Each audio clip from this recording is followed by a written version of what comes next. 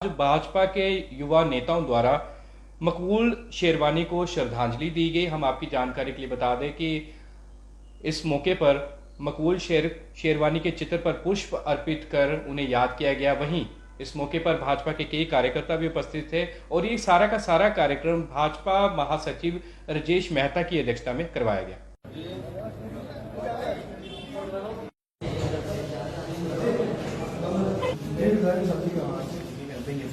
मकबूल शेरवानी साहब अमर रहे, अमर रहे, अमर रहे।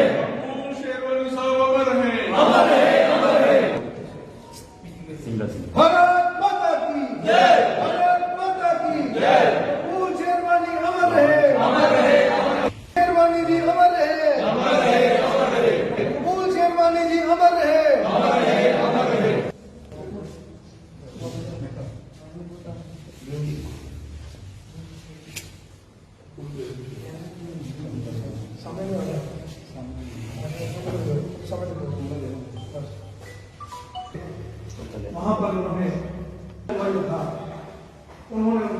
आज हम सब युवाओं ने मकबूल शेरवानी को श्रद्धांजलि दी है। मकबूल शेरवानी 19 साल के युवा थे। 1947 में 24 अक्टूबर के दिन जब कबायली अटैक करते करते बारामूला पहुंचे, तब मकबूल शेरवानी ने उनको रोकने का प्रयास किया। उन कबायली आतंकियों ने इतना आतंक फैला रखा था, हॉस्पिटल को जलाना शुरू कर दिया, बहू बेटियों की इज्जत लूटना शुरू कर दी। चाहे वहाँ पे कश्मीरी पंडित थे, मुस्लिम समाज के लोग थे, सिख लोग थे, उन सब की जान को बचाने के लिए मकबूल शेरवानी ने जद्दोजहद कर दी। उन 20,000 कबायलियों ने मकबूल शेरवानी को कश्मीर जाने का रास्ता पूछा। मकबूल शेरवानी उन्हें बहला फुसला कर जंगल की तरफ ले गए। अगर मकबूल शेरवानी उनको जंगल की तरफ ना ले जाते हुए, कश्मीर का रास्ता बताते हुए नहीं भेजते, तो आज पता नहीं कश्मीर की दिशा क्या होती। क्योंकि उस समय मकबूल शेरवानी जानता था कि महाराजा हरि सिंह जी सेंट्रल गवर्नमेंट से आर्मी की मांग कर रहे हैं कि वो army, Indian army Jammu Kashmir में आए और इन आतंकियों को खदेड़ दे। और मकबूल शेरवानी 2 दिन उन्हें जंगल में घुमाते रहे। उसके बाद इंडियन फोर्सेस वहाँ पर पहुँची और उन्होंने कश्मीर से आतंकियों को खदेड़ दिया। जब उन आतंकियों को ये पता चला कि मकबूल शेरवानी ने हमारे साथ धोखा किया है, उन्होंने मकबूल शेरवानी को पकड़कर चौराहे पे लटकाकर 14 गोलियां उसके सीने पर मारी और कील भी उसके सीने में लगा दिए। उसके बाद उसके बॉडी के छोटे छोटे हिस्से कर कर पूरे शहर में फैला दिए कि आने वाले समय में कोई ऐसा ना करे।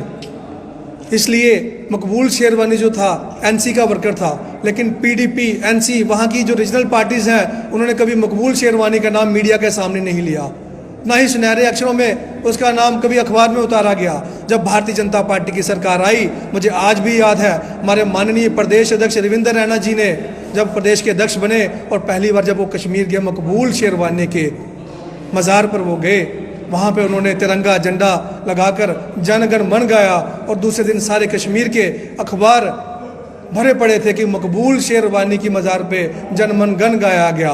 उस दिन से लेकर आज तक मकबूल शेरवानी का नाम किताबों में भी आ रहा है। अगर आप गूगल में सर्च करें, नेशनल मीडिया ने भी मकबूल शेरवानी की बायोग्राफी को वहाँ पर बताया है। मकबूल शेरवानी के नाम से वहाँ पर कम्युनिटी हॉल आज बन चुके हैं। मकबूल शेरवानी का बलिदान दिवस आज हमारी इंडियन आर्मी वहाँ पर मनाती है।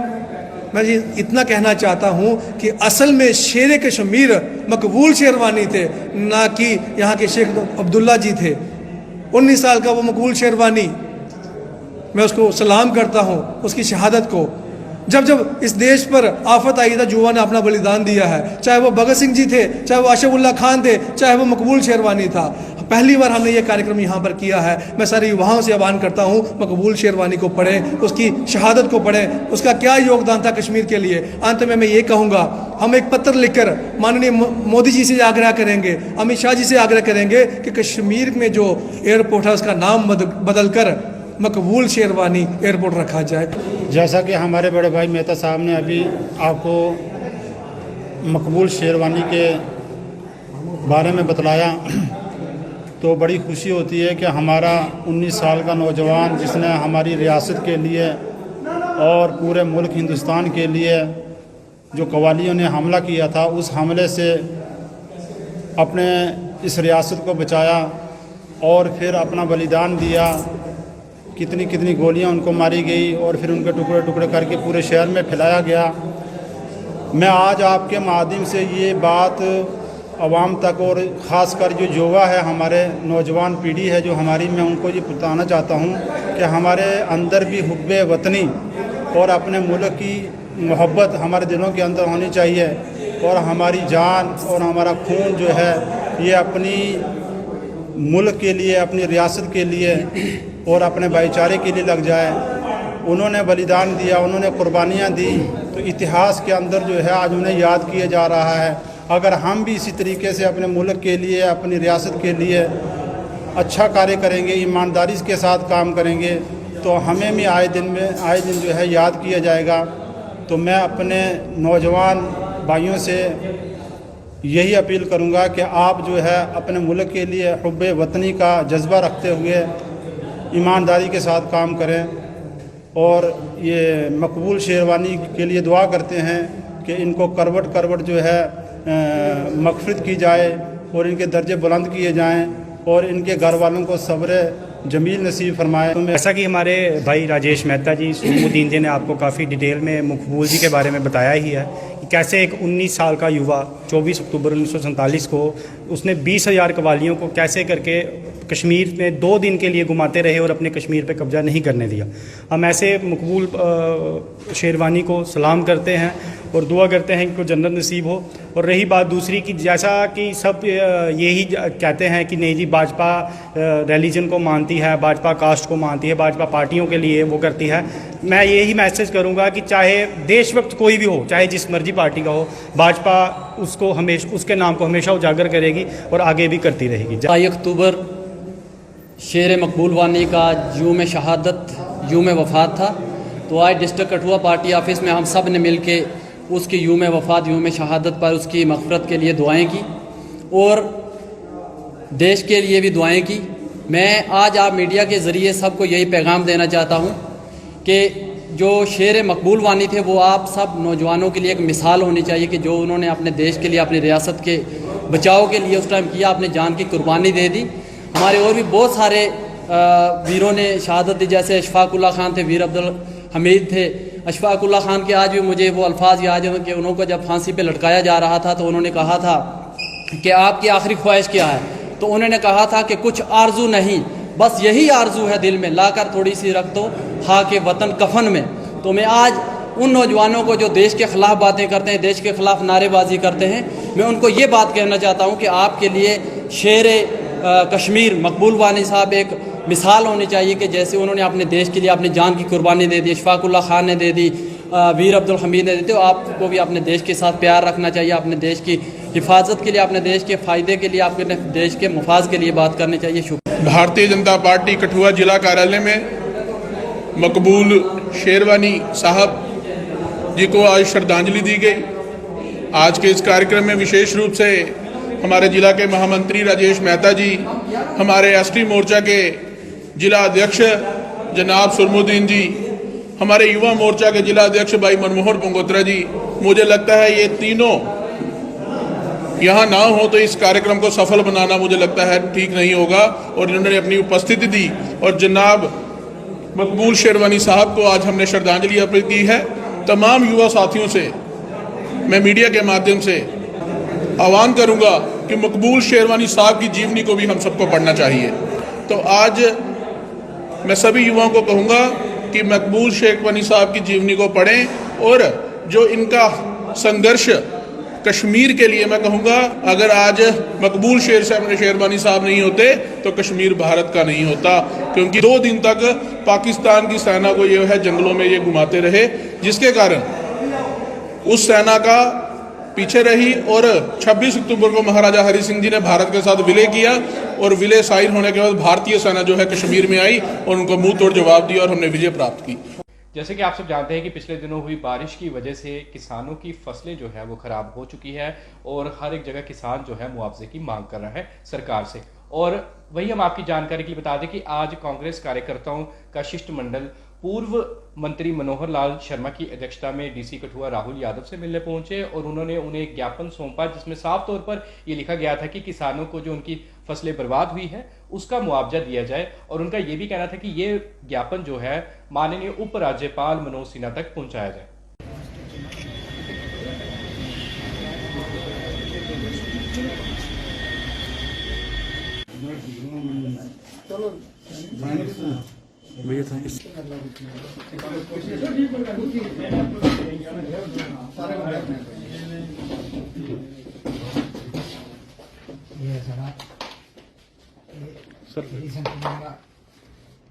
सर सामान देखिए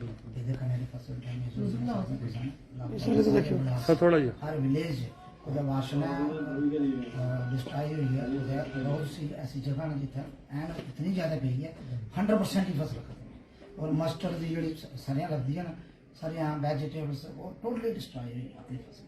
साड़ी ये डिमांड है कि अभी साहब भी भेजने थ्रू थोड़ा 3-4 चीज़ां जेहड़ियां आ सकदी एक है कंपनसेशन मिली है सर्वे करी है शायद टीमां को लग गई है असेसमेंट हुई है। दूसरा नंबर कना जेहड़ा केसीसी लोन ਉਹਦੀ ਜੀ ਡੈਥ ਹੋਈ ਆ हॉर्टिकल्चर एग्रीकल्चर की जॉइंट टीम सर्वे कर रही है और मोस्ट प्रोबेबली आज तक ये आज ही ये ਤੁਹਾਨੂੰ ਪ੍ਰੋਲ ਹੈ ਇਹ ਤੁਹਾਡਾ ਨਜੋਦ ਹੈ फसल का दूर नहीं पत्थर सिकुड़ नहीं हो रही और सरसों भी लगती सरसों है ये कुछ ऐसे इलाके हैं कसोड़ी का इलाका है बनी का इलाका है बिलावल का एरिया थोड़ा हीरा ना करता कंडी के इलाके च बड़ा नुकसान है और वार्ड उपर का नगरी का इलाका ना ये फुल पानी जा रहा बस सारी इकट्ठी दी टोटली पानी है फसलों का मुआवजा जल्दी दो फसलों का मुआवजा जल्दी दो Indian national Congress Indian national Congress खराब फसलों का मुआवजा खराब फसलों का मुआवजा खराब फसलों का मुआवजा Indian national Congress Indian national Congress खराब फसलों का मुआवजा खराब फसलों का मुआवजा के तमाम लीडरशिप ब्लॉक और विधानसभा से जितने भी हमारे सीनियर लीडर भी हैं हम प्रदेश के विशेषतौर पर जम्मू सूबा के और ज़िला कठुआ के तमाम ब्लॉक और विलेज के जो किसान हैं उनकी जो हाल ही बारिश की वजह से और ओलावृष्टि की वजह से भारी फसल का नुकसान हुआ। पैडी के क्रॉप लगभग 70 से लेके 90 और 100% डिस्ट्रॉय हो गई है। उसके साथ अगली फसल जो थी मस्टर्ड की सरसों की फसल जो लगाई हुई थी वेजिटेबल्स हैं हार्टिकल्चर क्रॉप है वो टोटली डैमेज हो गई है। हमारी रियासती सरकार एलजी एडमिनिस्ट्रेशन से और केंद्रीय सरकार से ये हमारी मांग है कि जम्मू कश्मीर के किसानों के इस मुश्किल घड़ी में कांग्रेस पार्टी उनके साथ कंधा से कंधा मिला के खड़ी है, उनकी हर मांग को समर्थन करती है और संघर्ष करती है। प्रदेश की जो ड्यूटी एडमिनिस्ट्रेशन है चाहे एलजी साहब हैं चाहे केंद्रीय सरकार है उनसे हमारा आग्रह होगा कि आप जल्दी से जल्दी इसकी असेसमेंट करके और किसानों की फसल जो खराब हुई है पैडी धान की फसल जो खराब हुई है उसका मुआवजा दिया जाए। हम मांग करते हैं कम से कम 8,000 पर कनाल कंपनसेशन दिया जाए। उसके साथ फ्री सीड और फर्टिलाइजर आने वाली जो क्रॉप की सोई होनी है उसके लिए दिया जाए, चाहे गेहूं की क्रॉप है चाहे मस्टर्ड द्वारा लगेगी या वेजिटेबल क्रॉप है उसके लिए। और जो जितना भी कर्जा बैंक से किसान क्रेडिट कार्ड के माध्यम से या एग्रीकल्चर लोन जो किसानों ने लिया है उसमें इंटरेस्ट माफ़ किया जाए और उसकी रीपेमेंट कम से कम 6 महीने के लिए अगली फसल तक डेफर की जाए। ये जो हमारी मांग मेमोरेंडम के माध्यम से हमने जम्मू कश्मीर के माननीय एलजी महोदय को डिस्ट्रिक्ट डेवलपमेंट कमीशन के थ्रू भेजा है और हम पूरी आशा रखते हैं कि किसानों की जो जायज़ मांग है केंद्र और स्टेट की सरकार इस पर फौर तौर पर गौर करेगी और सरकार गौर नहीं करती है तो हम संघर्ष की नीति अडॉप्ट करते हुए किसानों के साथ खड़े रहेंगे। किसानों की हर उस मांग को पूरा करने तक जब तक वो मांग पूरी नहीं होती, कांग्रेस पार्टी की पूरी लीडरशिप, हमारे पार्टी के लीडर और ब्लॉक से लेके हल्का से लेके डिस्ट्रिक्ट और प्रदेश तक हम संघर्ष करेंगे। और जब तक मुआवजा किसानों का नहीं मिलता तब तक ये स्ट्रगल हमारी जारी रहेगी। धान की फसल काटी हुई है और जिनकी मंडियों में पड़ी हुई है वहाँ पर उनकी फसल जो है वो खरीदारी नहीं हो रही, वहाँ पर भी उनकी फसल खराब हो रही है। हमने डिस्ट्रिक्ट एडमिनिस्ट्रेशन को ये भी बताया है कि आपकी जो प्रोक्योरमेंट की नीति भी रिविजिट करने की ज़रूरत है। एक तो आपने जितनी रिक्वायरमेंट है, जितनी आपके सेल्स सेंटर, प्रोक्योरमेंट सेंटर होने चाहिए उतने नहीं है। जहाँ है भी है वहाँ स्लो प्रोक्योरमेंट हो रही है। स्लो करने से मंडियों के अंदर जो धान की फसल लोगों ने वहाँ डंप की थी, बारिश की वजह से वो भी टोटली ख़त्म हो गई है, डिस्ट्रॉय हो गई है। तो कहीं ना कहीं FCI की जो अधिकारी हैं वो जिम्मेवार हैं, और जो भी कंट्रैक्टर जो उस काम को कर रहे हैं वो भी स्लो जानबूझ के,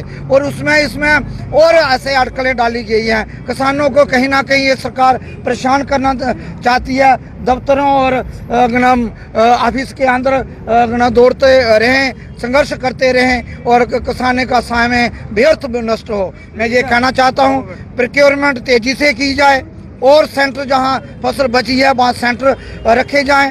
जो थोड़ी बहुत पैडी खराब भी हुई है और उनको निर्देश दिया जाए कि किसानों की उस फसल को भी प्रोक्योर करें। और दूसरा एक पर्टिकुलर नगरी और हीरानगर कठुआ बेल्ट के एक शिकायत है जो 11-21 है, उसकी जो प्रोक्योरमेंट जहाँ ना प्राइवेट सेक्टर में होती है ना ही FCI कर रही है, वो पंजाब में उसके ज़्यादा खपत है। तो लोग इस नगरी के टोल पोस्ट से पंजाब में सेल करते थे, वहाँ से ठेकेदार जहाँ से प्रोक्योर करते थे वो भी सरकार ने बंद किया है। हम एडमिनिस्ट्रेशन से और LG साहब से निवेदन करना चाहते हैं कि तुरंत फौरी तौर पर डिस्ट्रिक्ट एडमिनिस्ट्रेशन और पुलिस एडमिनिस्ट्रेशन को कहा जाए कि जो वहाँ पंजाब में बेचना चाहता है या पंजाब से आके जहाँ कोई प्रोक्योर करना चाहता है और ठीक मूल्यों में और किसानों को फायदा होता है तो उसको कोई रुकावट नहीं डाली जाए और आसानी से उसको फैसिलिटी प्रॉपर उसकी प्रोक्योरमेंट की लागत उनको मिले।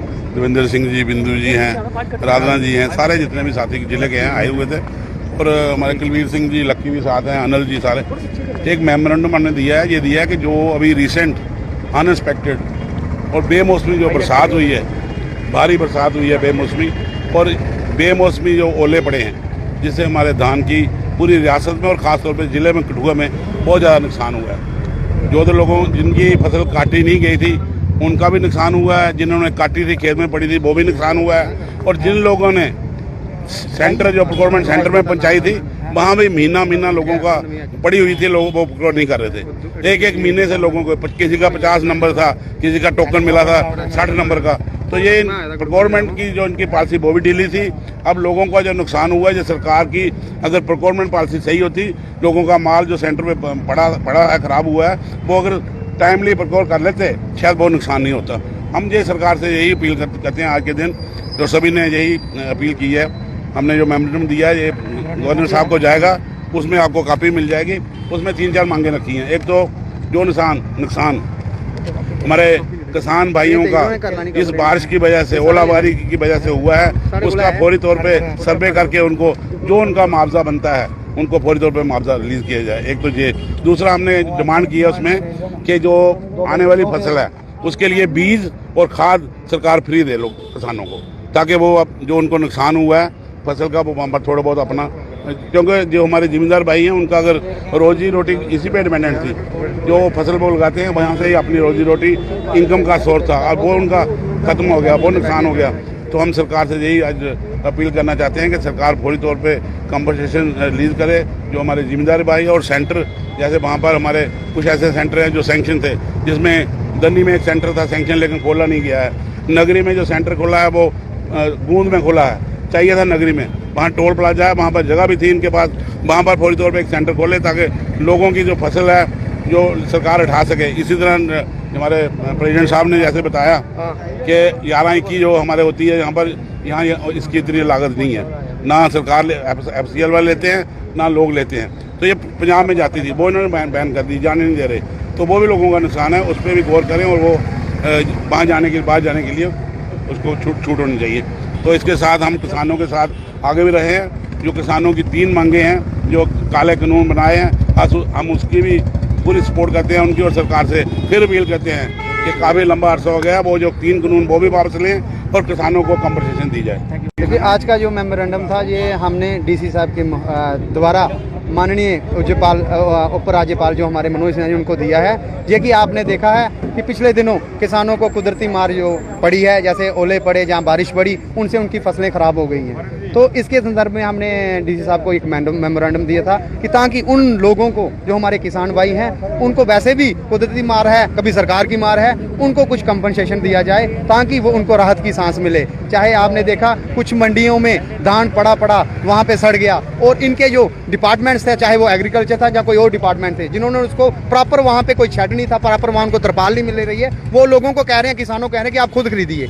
इवन दो कि मंडियां जो गवर्नमेंट की सैंक्शन हुई हैं, व्यवस्था उनका काम था करना। तो मैं आपके माध्यम से ये अपील करना चाहता हूं एडमिनिस्ट्रेशन से कि वहां जहां मंडियां खोली गई हैं, वहां भी अगर आप प्रॉपर देखभाल की जाए, व्यवस्था बनाई जाए, तो उनको कहीं ना कहीं राहत मिलेगी। और खासकर किसानों ने जो मुआवजा लिया था, चाहे वो किसान क्रेडिट कार्ड के माध्यम से लिया था या कोई और उन्होंने कोई यहाँ लोन लिया था, उनको तुरंत उनकी किस्तें माफ़ कर देनी चाहिए। जय हिंद, जय भारत। ये ਮੈਮੋਰੈਂਡਮ ਦਿੱਤਾ ਡੀਸੀ ਸਾਹਿਬ ਨੂੰ, ਕਠੂਆ ਐਡੀਸ਼ਨਲ ਡੀਸੀ ਨੂੰ, ਕਿ ਜਿਹੜਾ ਕਿਸਾਨਾਂ ਦੇ ਉੱਪਰ ਪਿਛਲੇ ਦਿਨਾਂ 'ਚ ਇਹ ਓਲੇ ਪਏ ਔਰ ਬੜਾ ਨੁਕਸਾਨ ਹੋਇਆ ਇੱਥੇ ਫਸਲਾਂ ਦਾ, ਉਹਦੇ ਉੱਪਰ ਸਾਰੀ ਗੱਲ ਕੀਤੀ ਗਈ ਹੈ ਕਿ ਜਿੰਨੀ ਵੀ ਕਿਸਾਨਾਂ ਦੇ ਜਿਹੜੇ ਕਰਜ਼ ਨੇ ਜਿਹੜੇ ਪਿਛਲੇ ਉਹ ਮਾफ़ ਕੀਤੇ ਜਾਣ, ਔਰ ਆਉਣ ਵਾਲੇ ਦਿਨਾਂ 'ਚ ਜਿਹੜੀ ਉਹਨਾਂ ਨੂੰ ਇਹਦੀ ਜ਼ਰੂਰਤ ਹੈ ਖਾਦ ਦੀ, ਉਹ ਫ੍ਰੀ ਦਿੱਤੀ ਜਾਏ ਤਾਂ ਕਿ ਕਿਸਾਨਾਂ ਨੂੰ ਜਿਹੜਾ ਇਸ ਮੌਸਮੀ ਜਿਹੜੀ ਇਹ ਮਾਰ ਪਈ ਹੈ ਉਹਦੇ ਕੋਲੋਂ ਉਹਨਾਂ ਨੂੰ ਨਿਜਾਤ ਮਿਲ ਸਕੇ ਔਰ ਥੋੜ੍ਹੀ ਰਾਹਤ ਮਿਲ ਸਕੇ। ਔਰ ਦੂਸਰੀ ਅਸੀਂ ਅਪੀਲ ਇਹ ਕੀਤੀ ਹੈ ਕਿ ਜਿਹੜੀ ਜ਼ਰੂਰੀ ਗੱਲ ਇਹ ਹੈ ਕਿ ਕਿਸਾਨ ਜਿਹੜਾ ਉਹਦੇ ਬਗੈਰ ਹਿੰਦੁਸਤਾਨ ਦੀ ਗਤੀ ਨਹੀਂ ਹੈ, ਤੇ ਜਿਹੜੀ ਇਹਨਾਂ ਨੇ ਮੰਡੀਆਂ ਇੱਥੇ ਖੋਲ੍ਹੀਆਂ ਨੇ ਉਹਨਾਂ ਮੰਡੀਆਂ 'ਚ ਪ੍ਰੋਪਰ ਸਿਸਟਮ ਨਹੀਂ ਹੈ, ਜਿਹਦੇ ਕਾਰਨ ਕਿਸਾਨਾਂ ਦਾ ਜਿਹੜਾ ਮਾਲ ਹੈ ਉਹ ਪਿਛਲੇ ਦਿਨਾਂ 'ਚ ਖਰਾਬ ਵੀ ਹੋਇਆ ਔਰ ਸੜ ਵੀ ਗਿਆ। ਮੈਂ ਚਾਹਾਂਗਾ ਕਿ ਜਿਹੜੀ ਮੰਡੀਆਂ ਜਿਹਨਾਂ ਲੋਕਾਂ ਨੂੰ ਦਿੱਤੀ ਗਈਆਂ ਨੇ, ਇਹਦੇ ਕੋਲ ਪ੍ਰੋਪਰ ਇੰਤਜ਼ਾਮ ਦੇਖੇ ਜਾਣ, ਐਡਮਿਨਿਸਟ੍ਰੇਸ਼ਨ ਦੇਖੇ, ਤਾਂ ਕਿ ਉਹਦੇ ਨਾਲ ਆਉਣ ਵਾਲੇ ਦਿਨਾਂ 'ਚ ਕਿਸਾਨਾਂ ਨੂੰ ਨਿਜਾਤ ਮਿਲ ਸਕੇ। ਜੈ ਅੱਜ ਅਸ ਕਠੂਏ 'ਚ ਕਾਂਗਰਸ ਕਮੇਟੀ ਦੀ ਤਰਫਾ ਕਿਸਾਨਾਂ ਦਾ ਪ੍ਰੋਗਰਾਮ ਦੇ ਰਹੇ ਹਾਂ, ਕਿਉਂਕਿ ਕਿਸਾਨ ਹੈ ਜਿਹੜਾ ਉਹ ਬੁਰੀ ਤਰ੍ਹਾਂ ਨਾਲ ਲਤਾੜਿਆ ਜਾਂਦਾ ਹੈ। ਔਰ ਕਿਸਾਨ ਹੈ ਜਿਹੜੇ ਮੈਂ ਮੰਡੀ 'ਚ ਵੀ ਪੂਰੇ ਅੰਗੂਰੇ ਦੇ ਧਾਨ ਜਿਹੜੇ ਆ ਉਹ ਮੀਡੀਆ ਨੇ ਦੱਸੇ ਹੈ। ਅਗਰ ਇਸ ਕਦਰ ਕਿਸਾਨ ਹਰ ਵਾਰ ਮਾਰਿਆ ਜਾਗ ਤੇ ਆਉਣ ਵਾਲੇ ਸਮੇਂ ਦੇ ਵਿੱਚ ਕਾਲ ਪੂਣੇ ਦਾ ਖਤਰਾ ਹੈ। ਕਿਸਾਨਾਂ ਦੀ ਮਦਦ ਗਵਰਨਮੈਂਟ ਦਾ ਕੰਮ ਹੈ। ਅਗਰ ਕਿਸਾਨੇ ਦੇ ਧਾਨ ਵੱਡੇ ਦੇ ਉੱਪਰ ਹੀ ਸੁੱਟੇ ਦੇ ਹੈ, ਨਾ ਕੋਈ ਤਰਪਾਲਾਂ ਥੱਲੇ ਨਾ ਉੱਪਰ, ਕਿਸਾਨਾਂ ਹੀ ਆਖਾ ਦੇ ਆਪਣੀਆਂ ਲਈਆਂ ਪਾਓ। ਔਰ ਇੱਕ ਇੱਕ ਫੁੱਟ ਪਾਣੀ ਮੇਰੇ ਇਲਾਕੇ 'ਚ ਵੀ ਖੜੋਤੇ ਦਾ, ਕੀੜੀ ਕੜਿਆਲ ਵੀ ਖੜੋਤੇ ਦਾ, ਜਿੱਥੇ ਵੀ ਇਹਨੇ ਦਾਣੇ ਸਟਾਏ ਦੇ ਖੁੱਲੇ ਸਟਾਏ ਦੇ। ਸਾਡੀ ਇਹ ਰਿਕੁਐਸਟ ਹੈ ਸਰਕਾਰ ਕਰਨੇ ਕਿ ਕਿਸਾਨਾਂ ਦੀ ਮਾਰ ਮੱਤ ਚਾੜੋ, ਕਿਸਾਨਾਂ ਦੀ ਮਦਦ ਕਰੋ, ਨਹੀਂ ਤੇ ਆਣੇ ਵਾਲਾ ਵਕਤ ਹੈ ਜਿਹੜਾ ਰੋਟੀ ਕੀ ਵੀ ਤਰਸ ਹੋਵੇ। ਕਿਸਾਨੇ ਹੀ ਮੁਆਵਜ਼ਾ ਮਿਲਣਾ ਚਾਹੀਦਾ। ਕਿਸਾਨੇ ਦਾ ਕੇਸੀ ਲੋਨ ਹੈ ਜਿਹੜਾ ਉਹ अगली किस्त माफ होनी चाहिए, जहाँ किसी लोन ही माफ हुआ है। जय हिंद। आज पूर्व राज्यसभा सांसद शमशेर सिंह मनहास द्वारा डीडीसी कार्यालय में एक बैठक का आयोजन किया गया। हम आपकी जानकारी के लिए बता दें कि उनका ये कहना था कि किस तरह से भाजपा संगठन को मजबूत करना है, लोगों की समस्याओं का हल कैसे करना है और सबसे ज़रूरी बात लोगों को कैसे साथ लेकर चलना है, इस पर उन्होंने विचार विमर्श किया। वहीं इस मौके पर डीडीसी के चेयरमैन कर्नल मान सिंह, डीडीसी के वाइस चेयरमैन रघुनंदन सिंह बबलू व भाजपा के कई नेता यहां पर उपस्थित थे।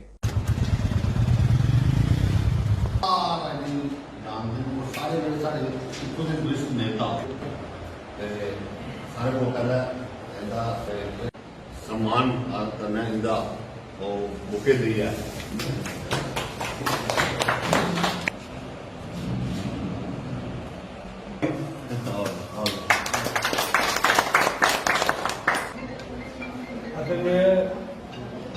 श्री शमशेर सिंह मनहास जी, पूर्व पार्लियामेंट मैंबर और भारतीय जनता पार्टी के प्रदेश अध्यक्ष जिले के श्रीमान यंगवीर चिकवे दूर दराज के इलाके के सारे मैंबर आए। मैं पहली बार जिथे कोई थोड़ा बहुत जरा पिछले दिन ऐसे कुछ ना करके है कि जो लोग काम नहीं करा रहे। जी सर बताएं, आज समीक्षा बैठक की है आपने, क्या देखते हैं कि जो नवनिर्वाचित डीडीसी बीडीसी सदस्य है, किस तरह से उनके प्रोटोकॉल तय किए जाएंगे और किस तरह से उनकी फंक्शनिंग जो है वो स्मूथली शुरू की जाएगी? देखो, जैसे आप सब जानते हैं कि डिस्ट्रिक्ट डेवलपमेंट काउंसिल जो है और ब्लॉक डेवलपमेंट काउंसिल जो है वो पहली बार बनी है। पंचायतों के चुनाव, सरपंच के चुनाव भी जिनके पहले 4 बार टोटल जिनके 1947 से लेकर आज तक हुए थे, ये 5वीं बार हुए। लोगों को काम नहीं होते थे, केवल मात्र जिनके उनके चुनाव होते थे सरपंचों के, बाकी जो पूरे देश भर में एक प्रथा थी उस प्रथा को बंद कर दिया गया था। इसलिए भारतीय जनता पार्टी आने के बाद जिनके तीनों टायर जो सिस्टम है उसको लागू किया गया, इम्प्लीमेंट किया गया और जगह जगह पर जाकर जिनके अपने डीडीसी मेंबर्स जितने भी हैं और बीडीसी चेयरमैन हैं और बाकी म्यूनिसिपैलिटीज के चेयरमैन हैं उनसे इनके बातचीत कर रहे हैं। बहुत सारी समस्याएं हैं, जो इतनी समस्याएं हैं कि ये लोगों क्योंकि सीधा अगर किसी के साथ संबंध है तो सारा आप सब जानते हैं कि सरपंच के साथ है, बीडीसी चेयरमैन के साथ है, फिर डिस्ट्रिक्ट डेवलपमेंट काउंसिल के साथ है, फिर चेयरमैन साहब के साथ है। तो जैसे मैं अभी कह रहा हूं कि 1/4 ही मेरे पर टच हुआ, पूरा तो नहीं हुआ, लेकिन बहुत सारी समस्याएं हैं। कहीं यानी कि अगर बिजली की समस्या आ रही है, वाटर की सरकार पीडी डिपार्टमेंट ने पूरा काम करना चाहिए, सब ठीक प्रकार से इनके पहाड़ी क्षेत्र में ट्रांसफार्मर की जिनके उपलब्ध करनी चाहिए वो नहीं हो रही। और खासकर माइनिंग का काम, वैसे तो पूरे प्रदेश में हालत खराब है और माइनिंग को लेकर यानी कि डीएमओ जो जिस प्रकार की हरकतें कर रहे हैं और खासकर पुलिस डिपार्टमेंट और जहां का डिस्ट्रिक्ट डेवलपमेंट कमिश्नर जो है जिस प्रकार से उन्होंने सख्ती से इस सब को बंद करना चाहिए वो किया नहीं जा रहा। और आने वाले दिनों में अगर इसी प्रकार रहेगा, इस गवर्नमेंट में यही रहेगा, तो ये यानी कि ज्यादातर हम सहन नहीं कर पाएंगे। इसके लिए यानी कि किसी प्रकार के भी हमें कोई भी हरकत करनी पड़ेगी। मैं तो यानी कि केवल मात्र समीक्षा लेने के बाद आज मेरी चौथी बैठक है। पूरे जम्मू कश्मीर का एक प्रवास करने के उपरांत सीधे एलजी के पास पॉइंट टू पॉइंट एक बात में रखने वाला तो घंटा 1.5 घंटा बैठकर और वहां का स्टाफ सारा बैठा होगा ताकि एक्शन इमीडिएट, चाहे डिस्ट्रिक्ट डेवलपमेंट कमिश्नर हो, चाहे यानी कि डीव हो, चाहे कमिश्नर भी हो, उस पर भी इस प्रकार का एक्शन होगा। चाहे पुलिस डिपार्टमेंट के डीजी से लेकर नीचे जिनके सिपाही तक, अगर इस प्रकार के कहीं भी जिनके बीच में पड़ा होगा तो मैं बकायदा बाई नेम लेकर जा रहा हूं। हर जगह पे, हर स्थान पे ये बैठकर माइनिंग का जाम जिस प्रकार का काम ये करने जा रहे हैं वो सरासर गलत है। और एक जहां पे यानी कि जो उभर कर आई है कि जो टोल प्लाजा के लिए भी यानी कि जिस प्रकार सांबा में इन्होंने वहां के सांबा जिला को फ्री किया हुआ है, कठुआ जिले को भी यानी कि टोटल फ्री करना चाहिए। कठुआ जिला वाले लोग यानी कहीं घूम रहे हैं, इधर जा रहे हैं, उधर जा रहे हैं, यानी कि JK 028 जो गाड़ी है उसको फ्री किया जाए। और वहां पे यानी कि 21 को किया गया है यानी कि सांबा में, ताकि लोगों को सुविधा तो रहनी चाहिए। अपने डिस्ट्रिक्ट में से यानी कि टोल देकर जाएंगे। मैं मान लो 4 बार जाता हूँ, 6 बार जाता हूँ, पैसे देने के लिए आया हूँ। तो इसलिए ये सारी बातें, ये केवल मात्र मोटी मोटी बातें मैंने रखी हैं। और बाकी हर प्रकार की, चाहे सड़क का निर्माण है, चाहे बिजली का निर्माण है, चाहे PMGSY योजना है, इंदिरा यानी कि प्राइम मिनिस्टर आवास योजना है, वो कई प्रकार के गलत हुई है। ग्राम सेवक अपनी मनमानी कर रहे हैं और उन ग्राम सेवकों पर भी किसी प्रकार का शिकंजा कसा जाएगा वो आने वाले दिनों में, क्योंकि कई जगहों पर इंक्वायरी करवाने वाली है। वो अपनी मनमानी तरीके से जिनके जो जिनका शेयर बनता है, जो गरीब है वो रह रहा है, उनका काम नहीं हो रहा। जो यानी कि अमीर हैं, सब कुछ जिनके पास है, उनको जिनके प्राइम मिनिस्टर आवास योजना के अंतर्गत यानी कि मकान दिए जा रहे हैं। ये सरासर बातें गलत हैं। इन सब की समीक्षा करते हुए मैं कह रहा हूं कि लगभग 15 दिन के बाद मेरा टोटल टूर जो है वो समाप्त हो जाएगा और समाप्त होने के बाद LG से मिलकर 1 घंटा 1.5 घंटा उनसे बातचीत करके उनका स्टाफ बीच में बिठाकर सारी बात करूंगा। तो जो एक्शन उस समय उनके द्वारा लेना होगा तो वो लिया भी जाएगा। तो मैं भी अपनी हालत में अपनी कमांड जो है यानी कि चाहे प्रदेश की हो चाहे केंद्र की हो, उनसे भी यानी कि अपना एक लेटर जो है वो भेजूंगा किसी भी डिपार्टमेंट। सुरक्षा है मुद्दा है, जो नवनिर्वाचित जितने भी सदस्य हैं इनकी सुरक्षा प्रोटोकॉल जो है वो कई समस्या पेश आ रही है, जिला इंतजामिया हल्के में ले जाता है, तो उसके लिए आपकी तरफ से क्या कार्रवाई रहेगी? ये तो देखो, आखिर चुने हुए नुमाइंदे इलेक्टेड रिप्रेजेंटेटिव है, इनको तो सुरक्षा मुहैया करानी चाहिए अगर इन पर इनके साथ यानी कि इस प्रकार का कोई हादसा हो जाता है, इनके साथ कोई ना कोई समस्या आ जाती है, तो उसको कौन संभाल लेगा? तो मैं कहूंगा कि कम से कम इनकी सुरक्षा के बारे में विचार किया जाए, ताकि आने वाले दिनों में ये ठीक फ्री होकर इनके हर जगह पे जा सकें। जैसे लोहाई के रहते हैं, मलार के रहते हैं, जिनके दूर दराज इलाके में, पहाड़ी क्षेत्र में रहते हैं, बड़ी में रह रहे हैं। ये तो इस डिस्ट्रिक्ट की बात कर रहा हूँ, पुंछ है, जोरी है, डोडा है, पूरे कश्मीर है, सब जगह की। इसलिए सुरक्षा तो वहाँ पे आनी ही चाहिए। डॉक्टर फारूक अब्दुल्ला का बयान सामने आया, जिसमें उन्होंने कहा है कि जब तक पाकिस्तान के साथ वार्ता नहीं की जाती, तब तक जम्मू कश्मीर में हालात जो सामान्य नहीं हो पाएंगे। क्या कहेंगे? देखो, डॉक्टर फारूक अब्दुल्ला और मुफ्ती महबूबा जो है वो कुछ ना कुछ यानी कि कहती रहती है। हमारे केंद्र की ओर से साफ निर्देश है, हम पाकिस्तान के साथ कभी वार्ता नहीं करेंगे जब तक वो एक बार पीस और नामिशी के लिए नहीं आता, शांत इनके वातावरण में वो आ ही नहीं रहा। इस प्रकार की हरकतें करता रहेगा तो हमारा क्या लगता है, इसलिए कोई बातचीत न की जाए तो अच्छा रहेगा। किस तरह पार्टी को मजबूत करने के लिए बैठक का आयोजन किया गया है? हाँ जी, आज हमारे यहाँ पर लखनपुर में डीडीसी ऑफिस में हमारे पूर्व सांसद श्रीमान शमशेर सिंह मनहास जी यहाँ पर आए हैं और यहाँ पर आमंत्रित किया हमने बीडीसी और डीडीसी के जो हमारे सदस्य हैं, चेयरपर्सन्स हैं, और ऑर्गेनाइजेशन के बारे में चर्चा हुई और जो डीडीसी और बीडीसी की को लेके जो अलग अलग समस्याएं हैं, प्रॉब्लम हैं, उनके बारे में भी सारे जो ऑनरेबल मेंबर्स हैं उन्होंने अपनी बात रखी है। और क्योंकि श्रीमान मनहास साहब जो है वो बड़े सुलझे हुए और बड़े एक्सपीरियंस्ड हमारे पार्टी के बड़े नेता हैं, सांसद भी रहे हैं, तो वो मिलजुल के ऐसा प्रयास कर रहे हैं कि किस तरह से प्रॉब्लमों को हम इनको हेड ऑन लें और किस तरह से आने वाले समय में इनका समाधान करें और किस तरह से लोगों को जो सरकार की स्कीमें हैं उसका फ़ायदा हो। जो डीडीसी और जो पीआरआई का 3 टायर सिस्टम है, इसका ऑप्टिमम जो फ़ायदा है पब्लिक को वो किस तरह से हो, इसके लिए प्रयास कर रहे हैं। किन मुख्य समस्याओं को डीडीसी सदस्यों ने इनके समक्ष रखा? आने वाले समय से किस तरह से मजबूती मिलेगी, क्योंकि चुनाव भी सर पर है? हाँ, डीडीसी सदस्यों ने बात रखी है रिसोर्सेज को लेके, उनके जो फंक्शनिंग में जो फंक्शनल दिक्कतें आ रही हैं उनके लेके बात रखी है, और जो एडमिनिस्ट्रेशन के साथ समस्याएं आ रही हैं, जो पीआरआई के बीच में सिनर्जी को लेके भी बात रखी है। जिस तरह से कुछ पंचायतें हैं जहाँ पर अपोजिशन के लोग होते हैं, तो किस तरह से वहाँ पर काम करना है, ऐसी बातें जो है संज्ञान में आई हैं। अभी इसको आज डिस्कशन चल रही है, इसका करेंगे और मिलजुल के जो है इसका समाधान निकालेंगे। जिस प्रकार अभी कर्नल मान सिंह जी जो हमारे डीडीसी के चेयरमैन हैं, इन्होंने बताया कि आज डीडीसी कार्यालय में आदरणीय हमारे पूर्व अध्यक्ष शमशेर सिंह मनहास जी जो हमारे सांसद भी रहे हैं, वो यहाँ पर आए हुए हैं। भारतीय जनता पार्टी की तरफ से मैं अपने इस जिले में उनका बहुत बहुत स्वागत करता हूँ। और मैं हमेशा ये कहता हूँ कि भारतीय जनता पार्टी में जब हम लोग काम करते हैं तो हमारा जो संगठन है वो हमेशा संगठनात्मक तरीके से लगातार काम करता है। जिस दिन चुनाव रहता है उस दिन भी हमारा संगठन काम करता है, और चुनाव के रिजल्ट के तुरंत बाद हमारा संगठनात्मक तरीके से जिस प्रकार हमारा ढांचा काम करता है, तो आए दिन आपने देखा है हमारे जितने भी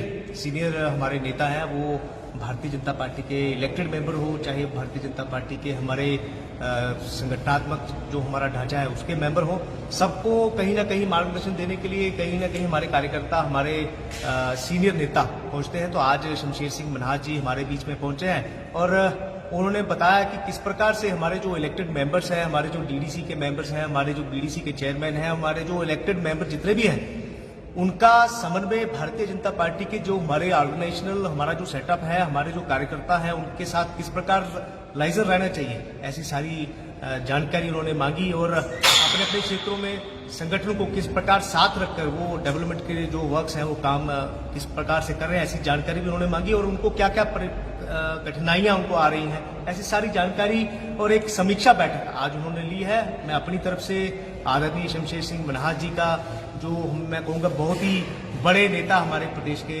हैं और हमारे पूर्व प्रदेश अध्यक्ष रहे हैं, बड़े ही सीनियर नेता हैं, उनका मार्गदर्शन हमको मिला किस प्रकार से हम लोगों ने भारतीय जनता पार्टी के विस्तार के लिए, भारतीय जनता पार्टी के लिए जो आने वाला जो समय है, जिस प्रकार आदरणीय प्रदेश अध्यक्ष रविंद्र रैना साहब ने ये कहा है कि जम्मू कश्मीर के अंदर इस बार हम सरकार बनाने जा रहे हैं, जम्मू कश्मीर के अंदर इस बार हम चीफ मिनिस्टर बनाने जा रहे हैं, तो कहीं ना कहीं हमारा जो संगठन है, आपने देखा संगठन हमारा जिस प्रकार से जिस गति के साथ काम कर रहा है, मैं ये दावे के साथ कह सकता हूं कि आने वाला समय भारतीय जनता पार्टी का समय होगा और भारतीय जनता पार्टी का एक एक कार्यकर्ता अपने अपने क्षेत्रों में जितनी जितनी उसके पास जिम्मेदारी है, जितना जितना उसके पास मैं कहूंगा संगठन का दायित्व है, वो पूरी ईमानदारी के साथ जिस प्रकार वो पहले निभाता रहा है, आने वाले समय में भी आप देखेंगे हमारा एक एक कार्यकर्ता ईमानदारी से प्रयास करते हुए जो आदरणीय प्रदेश अध्यक्ष जी ने कहा है वहां तक हम पहुंचेंगे, ऐसा मेरा मानना है। आप सबका मेरी ओर से बहुत बहुत आभार।